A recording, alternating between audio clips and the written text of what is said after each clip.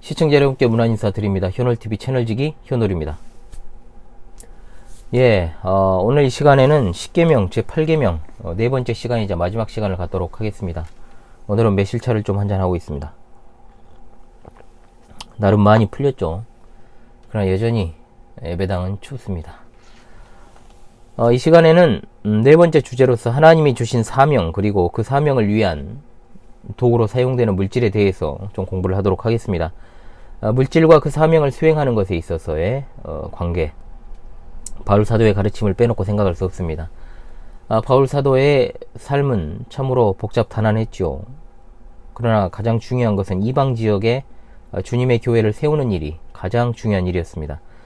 빌립보서 4장 12절의 말씀에 그는 이렇게 말합니다. 참으로 그의 어떤 물질과 사명에 대한 자세가 고스란히 드러나는 구절이라고 할 수 있겠죠. 나는 비천에 처할 줄도 알고 풍부에 처할 줄도 알아. 모든 일 곧 배부름과 배고픔과 풍부와 궁핍에도 처할 줄 아는 일체의 비결을 배웠노라. 아멘. 하나님의 사명을 감당하는 이 사명자, 즉 사도의 삶 가운데 때로는 물질이 없고 때로는 물질이 넉넉할 때도 있고 그렇습니다. 복음을 전하는 선교사로서 이곳저곳에 다녀야 했던 그의 삶은 그야말로 너무나도 평탄하지 않았고, 또 빌립보 교회에 이 편지를 쓸 때에도 그는 옥중에 매인 몸이었습니다. 그래서 그는 이렇게 말하죠. 13절에 정말로 부하든지 궁핍하든지 간에 내게 능력 주시는 자 안에서 내가 모든 것을 할 수 있느니라 라고 말이죠.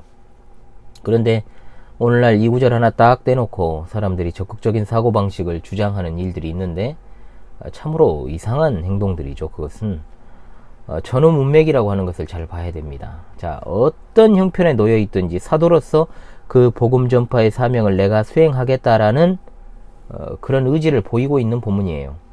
옥에 있을 때도 바울 사도는 편지를 써서 교회를 격려하고 또한 보살피는 일을 했기 때문에 그는 맡겨주신 사명을 옥중에서도 잘 하고 있었던 겁니다.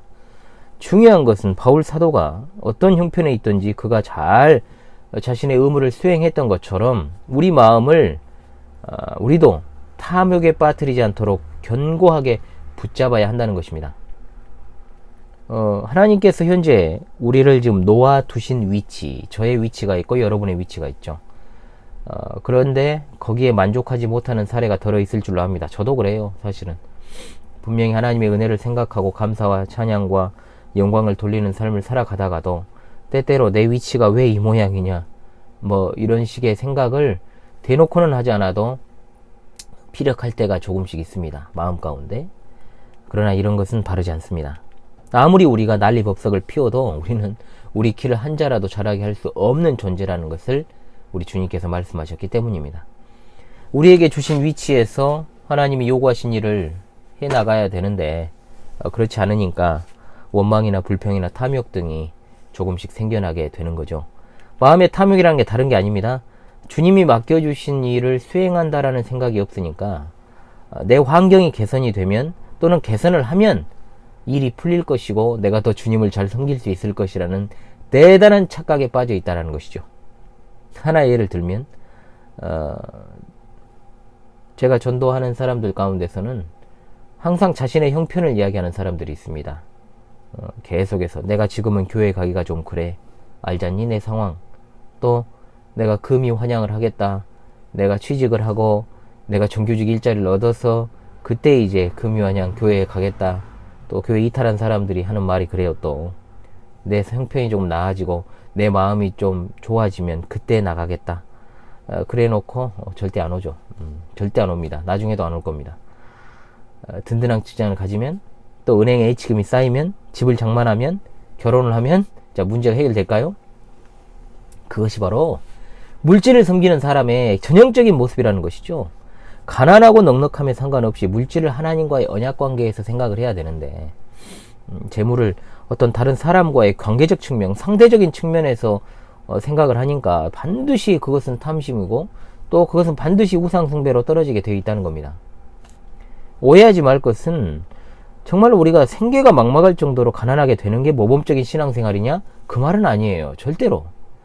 그러나 제가 알기로는 적어도 제가 아는 분들, 내일 당장 먹을 것이 없어가지고 죽을 때만 기다려야 하는 그런 성도들이 제가 담임하는 교회에는 저를 포함하여 없으신 줄로 알아요. 그렇다면 뭐냐? 하나님께서 여러분에게 있게 하신 그 자리에서 찬양의 삶을 살아가야 되는 겁니다. 오로지 물질은 하나님과의 관계를 염두에 두고 생활을 해야 된다는 것이죠. 저는 금욕주의자 아닙니다. 가진 것은 없지만 그래도 하나님과의 관계 안에서 물질을 쓰려고 정말로 노력합니다. 그리고 하나님과의 관계가 잘 드러나지 않는 사람과의 만남도 웬만하면 제가 가급적 멀리하죠. 그 이유는 제가 무슨 결벽증이 있어서가 아니고 그 사람을 싫어해서도 아니고 나도 모르게 떨어질 수 있는 탐심과 또 미혹 자체 이런 것들을 차단하려는 뜻에서 그렇게 하는 거예요. 견물생심이라는 말이 있죠. 처음부터 보지 않아도 될 것을 봐서 처음부터 안 만나도 될 사람을 만나서 긁어부스럼 만드는 일을 저는 없게 하는 것이 제 평생의 목표입니다. 넉넉하거나 빈곤한 것은 절대로 근본적인 문제 아닙니다. 선물 받아놓고 그것이 적네 맞네 그것이 내가 마음에 드네 안 드네 하는 것은 사실은 아직 지각이 발달하지 않은 아주 어린애들이 하는 행동이죠. 그런데 요즘 애들도 굉장히 속이 있는 애들이 많아요. 그래서 좀 속이 있는 애들은 그런 말 안 합니다. 선물이라는 것은 오로지 하나님의 사명을 감당하기 위한 것임을 기억을 하십시오. 자, 사실 8계명에 대한 실제적인 적용은 여러 가지가 있습니다. 좀도둑은 더 말할 필요가 없지만 실제적으로 진짜 큰 도둑놈들은 어디 있습니까? 위정자들이 있고 기업인들이 있고 그들의 어떤 부정축제나 조작 속임수 그리고 고리대금업 등 이런 모든 것들은 정말 광범위하게 어마어마한 규모로 이루어나고 있지 않습니까? 이루어지고 그러나 이 시간은 하나님의 말씀을 통해서 강의하는 시간이기 때문에 그런 세부적인 어떤 문제들은 따로 다루도록 하죠. 사실 시대가 참으로 물질 만능주의로 왔고 그래 가고 있죠.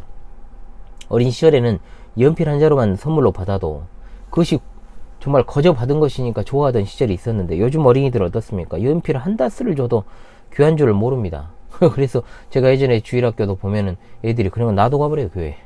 얼마나 그것이 소중하지 않게 생각하는 겁니까? 교회에서 아이들에게 상품권 나누는 짓을 하는데 그런 거 하면 안 됩니다, 절대. 왜 그런 짓을 하죠? 돈 주는 거랑 똑같은 거예요. 또 부모도 아이들에게 돈으로 무언가를 해결하려는 행위를 해서도 안 돼요. 물질에 대한 조기 교육은 정말로 부모로부터 나오는 거죠. 아이들에게 사회적 경쟁력만 높이는 교육을 너무 하고 있어요. 다른 집 애들도 하니까 내 아이도 해야 한다는 식의 솔직히 말하면 한국인 종특이죠 이게. 그런 태도 좀 버리고요. 하나님의 사람이 되는 교육을 제발 좀 집에서 하십시오. 어린이들에게도 물질을 사람과의 관계가 아니라 하나님과의 관계에서 생각할 수 있도록 지도해야 한다는 말입니다. 참으로 어떤 예전에 과거에 비해서 부족할 것 없는 시대에 우리나라가 이렇게 잘 살 때가 어디 있었습니까? 역사적으로. 정말로 부족할 것 없는 시대에 아이들에게도 돈이면 된다는 식의 교육을 나도 모르게 자행하는 일들이 상당히 많다는 거예요.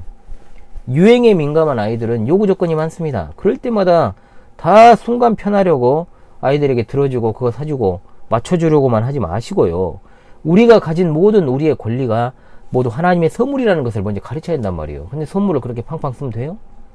그래야지만이 바른 물질관을 가지고 성장을 할 수 있고 하나님과의 언약관계를 지키면서 굳이 애들한테 싫은 말 해가면서 정말 헌금하라고 이야기할 필요도 없다는 거예요.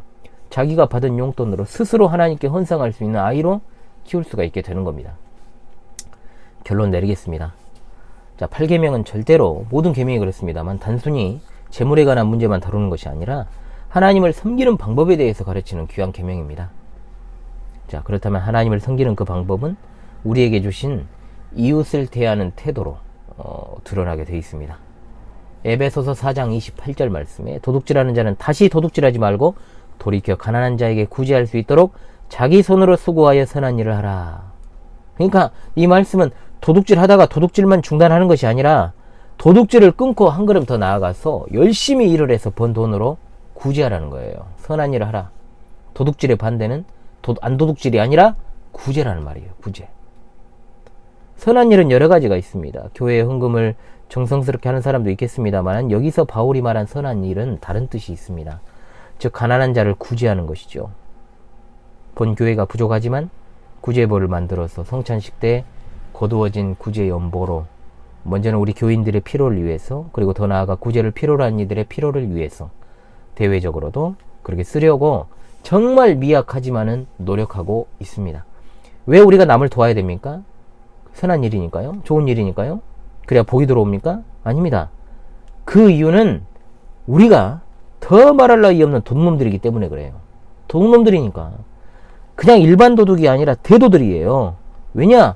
우리는 마땅히 지불해야 될 정말로 죄와 사망의 채무를 변제하지 않은 그야말로 대도둑들 아닙니까? 그러나 마치 자기가 채무를 진 것과 같이 수치와 모욕을 당하시고 아버지 하나님으로부터 버림을 당하시기까지 십자가에서 남김없이 그 피와 물을 쏟으신 이가 바로 예수 그리스도이십니다. 아무런 공로나 대가 없이 절대로 감당할 수 없는 채무를 갖다가 해결받은 이들이 바로 우리들입니다. 그런데 더 이상 무슨 말이 필요하죠?